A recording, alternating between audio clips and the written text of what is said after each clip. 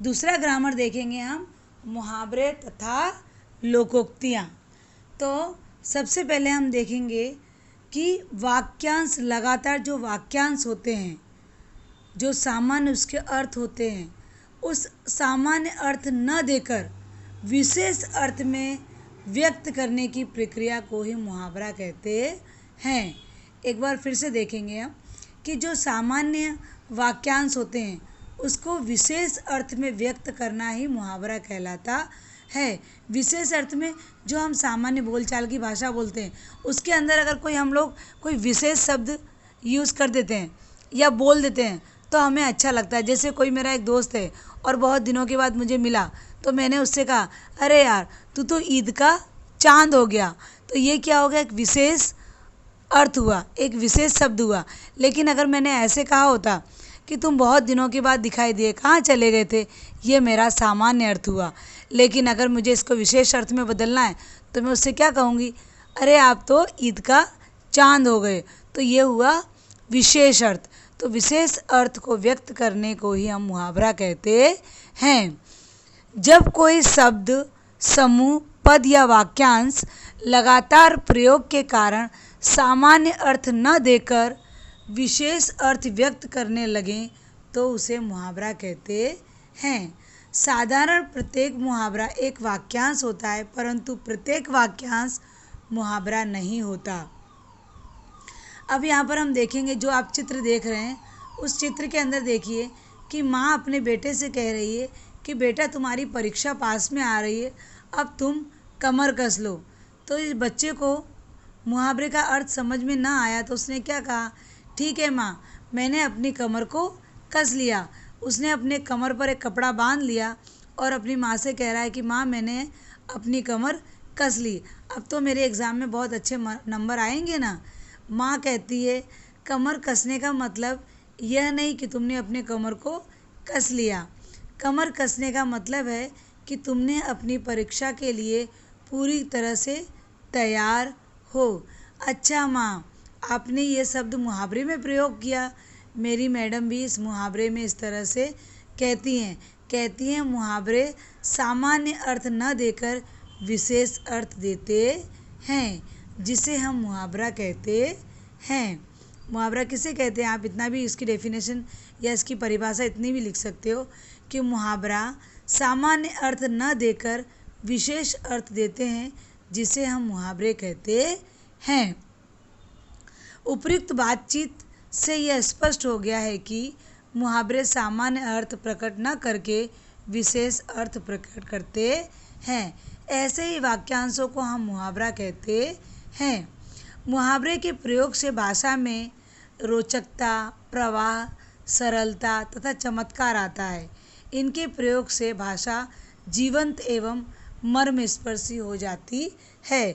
हम भाषा को जब पढ़ते तो हमें और अच्छी लगने लगती है, यानी चमत्कारिक, जीवंत, अर्थात बहुत अच्छी लगने लगती है हमें। हम जब मुहावरे का प्रयोग कर कर के भाषा को बोलते हैं, बातें करते हैं, तो वो भाषा में एक नया मोड़ आ जाता है, एक अच्छे शब्द लगने लगते हैं, भारी भरकम भाषा हमें दिखाई देने लगती है। कुछ मुहावरे हम यहाँ पर देखेंगे। कुछ मुहावरों के अर्थ तथा वाक्यों में प्रयोग इस प्रकार यहाँ दिए गए हैं। जैसे मुहावरा है श्री गणेश करना, तो अर्थ है काम शुरू करना, शुभारंभ करना। वाक्य में प्रयोग है भारतीय संस्कृति में किसी भी कार्य का श्री गणेश करने से पहले ईश्वर की उपासना की जाती है। अंधे की लाठी, एकमात्र सहारा। श्रवण कुमार अपने अंधे माता पिता की अंधे की लाठी थे। रोड़े अटकना, बाधा डालना। मीता की बहुत बुरी आदत है, कोई भी अच्छा काम करने चलो उसमें रोड़े अटकाने लगती है। अंगूठा दिखाना, स्पष्ट इनकार करना। मैंने नेहा से संबंध दिखाने को कहा तो उसने मुझे अंगूठा दिखा दिया। लकीर का फकीर, पुरानी परंपराओं को घसीटना। हमें समय के साथ अपने विचारों को भी बदलना चाहिए, न कि लकीर का फकीर बने रहना चाहिए। हाथ मलना, बहुत पछताना। परीक्षा के समय तो विकास खेलता रहा, अब अंक कम आए तो हाथ मल रहा है। छाती पीटना, शोक मनाना। जब उमा का इकलौता बेटा कार दुर्घटना में चल बसा तब वह छाती पीट पीट कर रो रही थी। 9-2-11 होना, भाग जाना। पुलिस को देखते ही अपराधी 9-2-11 हो गए। हाथ बटाना, सहायता करना। हमें घर के कामों में अपनी माता पिता का हाथ बटाना चाहिए। किताबी कीड़ा, हमेशा पढ़ने वाला। रोहन हर समय पढ़ता रहा है, वह तो बस किताबी कीड़ा है। बाएं हाथ का खेल, सरल काम। सचिन तेंदुलकर के लिए अर्धशतक बनाना बाएं हाथ का खेल है। रंग में भंग, मजा किरकिरा करना। शादी में इतना अच्छा कार्यक्रम चल रहा था, बारिश ने आकर रंग में भंग डाल दिया। दो टूक बात करना, स्पष्ट बात करना। मेरे पिताजी दो टूक बात करने में विश्वास रखते हैं। हथियार डालना, हार मानना। डाकुओं ने पुलिस के सामने हथियार डाल दिए। दिन दूना रात चौगुना, तेजी से उन्नति करना। वरुण बहुत परिश्रमी है, वह दिन दूना रात चौगुना उन्नति कर रहा है। हौसले बुलंद होना, अत्यंत उत्साहित होना। यदि हम किसी कार्य को हौसले बुलंद करके करेंगे तो सफलता अवश्य मिलेगी। सफ़ेद झूठ बोलना, साफ झूठ बोलना। रानी ने मेरे सामने श्याम का पेन लिया था, लेकिन पेन मांगने पर सफ़ेद झूठ बोला दिया कि मैंने पेन नहीं लिया। नमक मिर्च लगाना, बड़ा चढ़ाकर बात करना। बात तो जरा सी थी, लेकिन मोहित ने उसे नमक मिर्च लगाकर अध्यापक को बताया। लोहे के चने चबाना, बहुत कठिन काम करना। आजकल सरकारी नौकरी प्राप्त करना लोहे के चने चबाना है। हवा से बातें करना, बहुत तेज भागना। राणा प्रताप का घोड़ा तो हवा से बातें करता था। पाँव उखाड़ना, मैदान छोड़कर भागना। लक्ष्मीबाई की बहादुरी देखकर जनरल स्मिथ के पाँव उखड़ गए। मन मोहना, आकर्षित करना। ताजमहल की सुंदरता सभी पर्यटकों का मन मोह लेती है। इसके अलावा और भी बहुत सारे मुहावरे दिए गए हैं, आप अपनी टेक्स्ट बुक में से देखकर पढ़ लेना। अब हम देखते हैं लोकोक्तियाँ। लोकोक्तियाँ किसे कहते हैं? सामान्य अर्थ है इसका लोगों में जो प्रचलित हो, लोगों में जो प्रख्यात हो, उसे लोकोक्ति कहते हैं। लोक प्लस उक्ति अर्थात लोगों में जो प्रचलित है वह कथन जो लोगों में प्रचलित होता है उसे लोकोक्ति कहते हैं। ये अपने आप में पूर्ण वाक्य होते हैं। यदि वाक्य प्रयोग न किया जाए तो भी इनका अर्थ स्पष्ट होता है। यहाँ लोकोक्ति कैसी होती है? जो लोगों में प्रचलित होती है उसे हम लोकोक्ति कहते हैं। ये अपने आप में ही पूर्ण होती हैं। अगर इनका वाक्य में, जैसे हम मुहावरे का वाक्य में प्रयोग करते हैं, अर्थ बताने के अलावा वाक्य में प्रयोग भी करते हैं, अगर इसका वाक्य में प्रयोग ना करें तो भी इसका अर्थ स्पष्ट हो जाता है, क्योंकि जो हम इसका अर्थ लिखते हैं उसी में वाक्य का प्रयोग की तरह समाहित हो जाता है। तो ऐसा ज़रूरी नहीं कि हम इसके वाक्य में प्रयोग करें। हम यहाँ पर लोकोक्ति कुछ लोकोक्तियाँ देखेंगे। आगे कुआं पीछे खाई, सब तरफ मुसीबत। इसका अर्थ हमें समझ में आ गया, तो हमें इसके वाक्य का प्रयोग करने की आवश्यकता नहीं है, फिर भी यहाँ पर किया हुआ तो हम देखेंगे। शेर को अचानक सामने देखते ही गगन पीछे की ओर भागा, लेकिन पीछे नदी देखकर घबरा गया, क्योंकि उसको तैरना नहीं आता था। उसके लिए तो आगे कुआं पीछे खाई वाली बात हो गई। सेकंड, बिल्ली के भाग्य से छीका टूटना, अचानक लाभ होना। रामू को उसके मालिक ने काम न करने पर नौकरी से निकाल दिया, पर अगले ही दिन उसकी 5 लाख की लॉटरी निकल आई। इसे कहते हैं बिल्ली के भाग्य से छीका टूटा। आप भला तो जग भला, जो स्वयं अच्छा हो उसे सभी अच्छे लगते हैं। मेरी कक्षा में विनायक इतने सरल स्वभाव का है कि उसे कोई बुरा नहीं लगता, उसे सब अपना मित्र मानते हैं। इसी को कहते हैं आप भला तो जग भला। घर की मुर्गी दाल बराबर, जो पहले से ही पास में हो पर उसकी कीमत न समझना। सुरेंद्र की दीदी उसकी पढ़ाई में मदद करती है, इसी कारण सुरेंद्र कक्षा में सबसे आगे रहता है, पर वह अपनी बहन के इस सहयोग को महत्व नहीं देता। वह कहते हैं ना, घर की मुर्गी दाल बराबर। दूध का दूध, पानी का पानी, उचित न्याय। राजा विक्रमादित्य के न्याय को आज भी याद किया जाता है। वे तो दूध का दूध पानी का पानी कर देते हैं। दूध का छला छाछ भी फूंक फूंक कर पीता है। एक बार धोखा खाकर सचेत होना। रोहन की मोटरसाइकिल से दुर्घटना क्यों हो गई? क्या हो गई? वह साइकिल भी डर डर कर चलाता है।